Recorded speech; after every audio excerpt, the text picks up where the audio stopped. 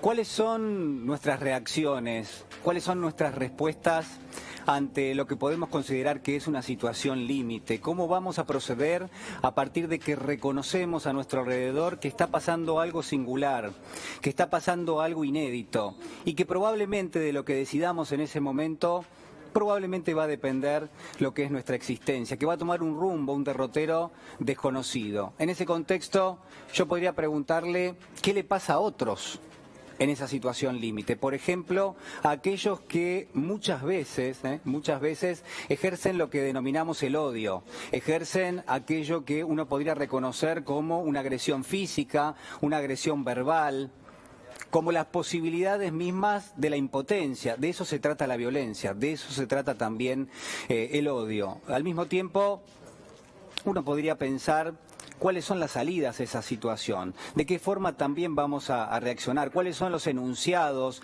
los discursos, qué potencia simbólica se inscribe en todo eso que cruza una y otra vez lo que denominamos la esfera pública, lo que denominamos la convivencia en términos sociales. Mire, déjeme decirle que hay un elemento muy poderoso en todo esto, hay un elemento poderoso esta noche, y es la literatura, que lo que hace es condensa, que lo que hace es probablemente interviene, que puede llegar a capturar todo eso, el odio por un lado, la situación límite por otro, y yo considero que en términos generales la literatura tiene un componente que es estético, porque es una obra de arte, porque uno la puede disfrutar con los sentidos, porque podemos aproximarnos a ella utilizando precisamente cualquiera de nuestros sentidos, tratamos de aprenderla, de agarrarla.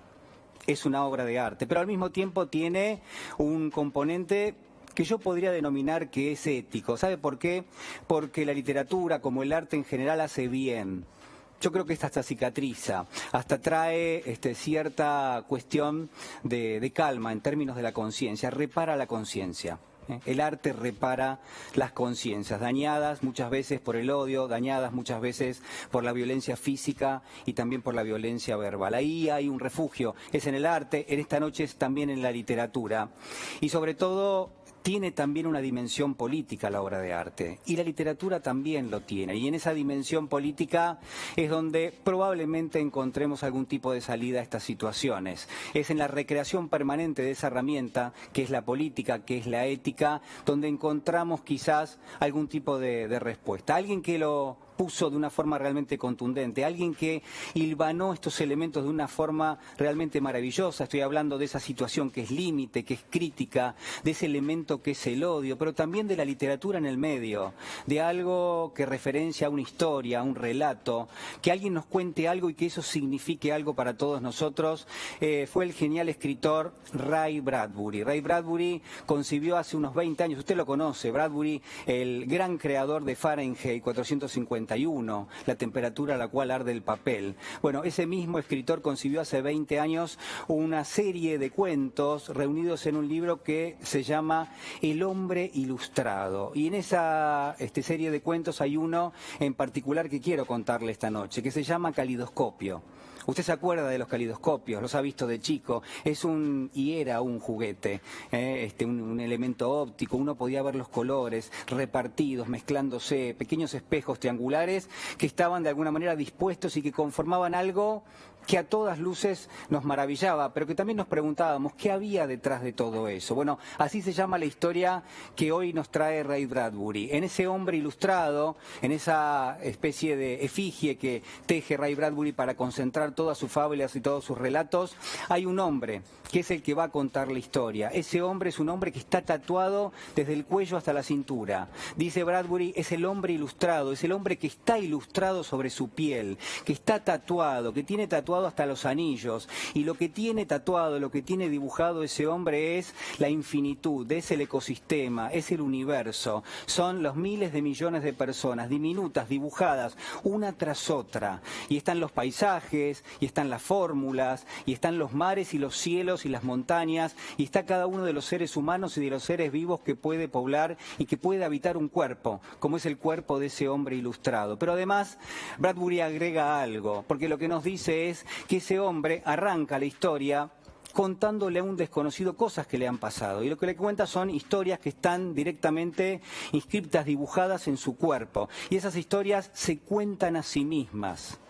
tienen la posibilidad de moverse, se retuercen unas a otras. Nos dice Bradbury, están pintadas de infinidad de colores en esa paleta cromática insospechada. No es la obra de un tatuador, es la obra de un genio, de un hombre preclaro, es la obra directamente de la genialidad misma en términos del ser humano, lo que se ha hecho sobre la piel ese hombre. Y el cuento que cuenta, el cuento que nos narra, es ni más ni menos que el de un caleidoscopio, que lo tiene tatuado, no sabemos dónde, en la espalda, en el pecho, en algún lado, y ese caleidoscopio nos cuenta una y otra vez una historia muy simple, muy sencilla, fantástica, en términos literales se lo digo, porque la historia de hoy lo que narra es un accidente en el espacio, es ciencia ficción por supuesto, hay una nave espacial en el medio del espacio, en esa noche oscura, y de pronto aparece algo que impacta con esa nave, hay astronautas que están adentro.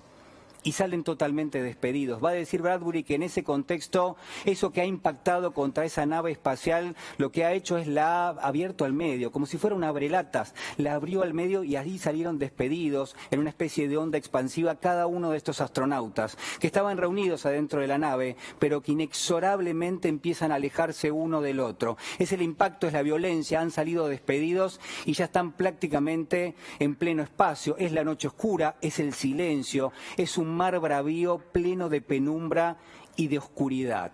Y ahí es donde entramos en esa historia. Ha habido un accidente.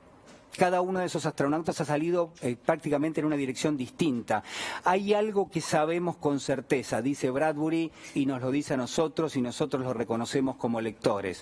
Lo que sabemos es que a partir de ese impacto, a partir de ese accidente, cada uno de esos astronautas sabe que su vida pende de un hilo, sabe que va a morir inexorablemente, sabe que no va a poder vivir mucho más allá, pero al mismo tiempo sabe que su vida no muere en ese preciso instante, sabe que tiene un poco más de vida, quizás algunos minutos, quizás algunas horas. Es la muerte inexorable, pero al mismo tiempo no es la muerte instantánea. Y entonces asistimos a lo que uno podría considerar que es casi la diseminación de cada uno de estos seres humanos que han quedado atrapados en su traje, que han quedado directamente herméticos adentro de sus trajes de astronautas, donde tienen un poco de oxígeno, donde tienen un poco de energía, pero como han quedado inevitablemente separados de esa nave que ha quedado destruida, ya no pueden reponer ni el oxígeno ni la energía, dice Bradbury. Y entonces eso significa claramente una sentencia de muerte. Ahora se expanden por el espacio, se van alejando. Bradbury dice, unos van a ir seguramente contra el Sol, otros contra Marte, otros van a tratar de ingresar directamente en la atmósfera y van a morir en el contacto. Todos están sentenciados a muerte, pero entonces la historia empieza a tejer algo especial. Porque por supuesto pasa lo sorpresivo, porque por supuesto de pronto emerge algo que no esperábamos. Y en ese silencio que es esa noche oscura, en ese espacio negro, absolutamente cerrado, en esa especie de ir cayendo una vez tras otra, de ir alejándose uno del otro, de pronto aparece una voz.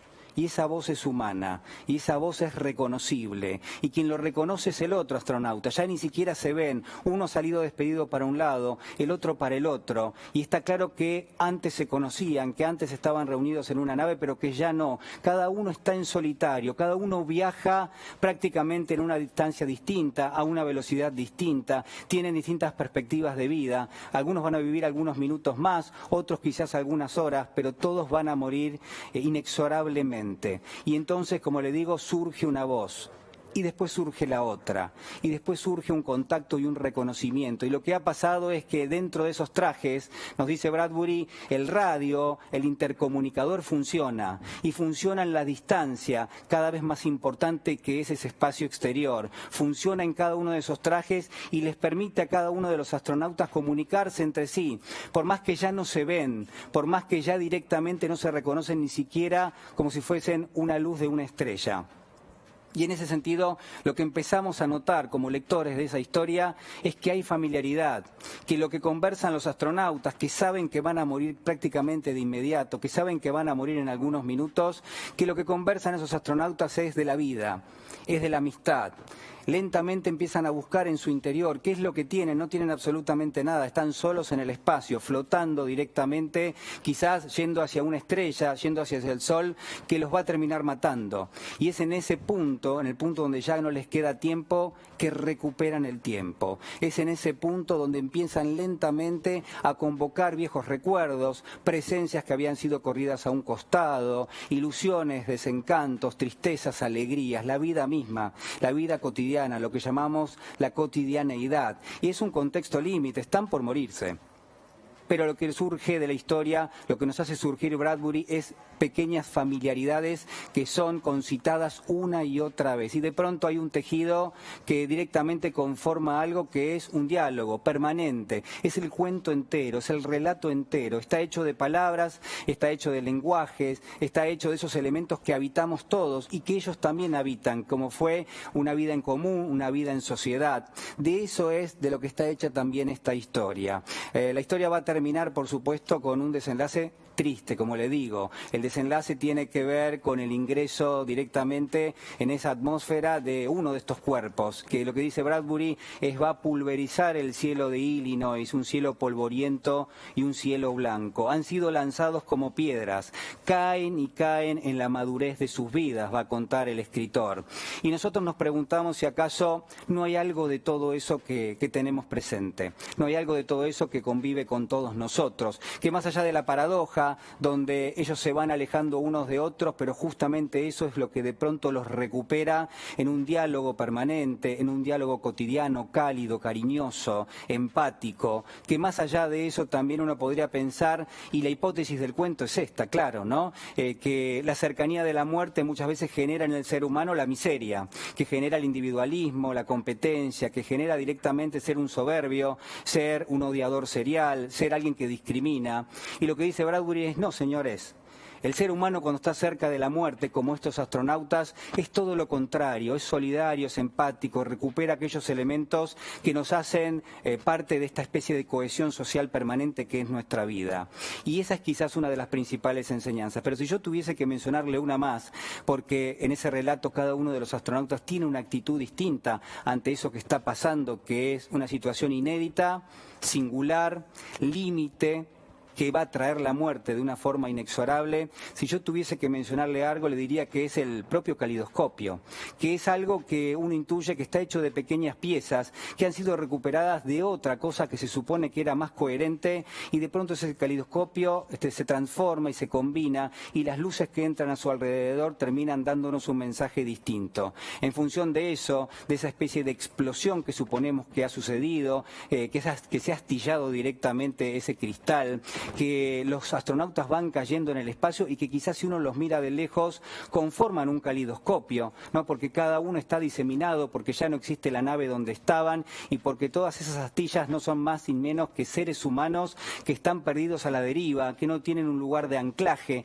pero que en general lo han recuperado en la historia porque han recuperado su lenguaje, su identidad, porque han recuperado directamente su amistad, porque tejen una y otra palabras una y otra vez, y todo eso conforma un calidoscopio. Déjeme decirle si quizás los argentinos no estamos un poco como los astronautas, si no nos estamos cayendo, si quizás en ese contexto no tenemos una caída que es casi histórica, si en términos sociales no hemos sido muy dañados, no hemos sido impactados una y otra vez, desde la dictadura hasta los distintos eventos, el neoliberalismo, las políticas que nos han separado, pero que sin embargo, piénselo conmigo, en las crisis, en las pandemias, en las situaciones críticas económicas, en la muerte de un ídolo popular como fue Diego Armando Maradona, si en todas esas caídas que estamos experimentando, que nos alejamos unos de los otros, donde realmente no tenemos lugar donde amarrarnos, donde vemos una noche oscura a nuestro alrededor, no podemos y no debemos, y no estamos haciendo algo por recuperar aquello que nos une, aquello que nos hace argentinos, la potencia simbólica de los elementos que tienen que estar presentes más allá del odio, de la discriminación, del racismo, de todo aquello que odiamos, pero que al mismo tiempo entendemos forma parte lamentablemente de nuestra sociedad, pero podemos al mismo tiempo recrear estos otros elementos. Nuestra patria, el lugar al que pertenecemos, nuestro lenguaje, el lugar que habitamos, todo eso quizás es un espejo también de este cuento de Ray Bradbury. Somos astronautas, nos estamos cayendo, inevitablemente, inexorablemente, está cerca nuestra muerte, seguramente sí, si algo sabemos es precisamente eso. Y en ese contexto, en ese momento, mientras nos alejamos, siempre está la posibilidad de abrazarnos unos con los otros, como sea, con los brazos que tengamos, como sea, con los elementos que tengamos, siempre podemos recuperarnos. En esa historia y en esta Argentina, donde hay mayores niveles de pobreza, de indigencia, donde hay mayor desigualdad y donde hay menor inclusión, señoras y señores, ojalá el odio, el racismo, la discriminación, la xenofobia no sea parte de ese calidoscopio maravilloso que es nuestra Argentina.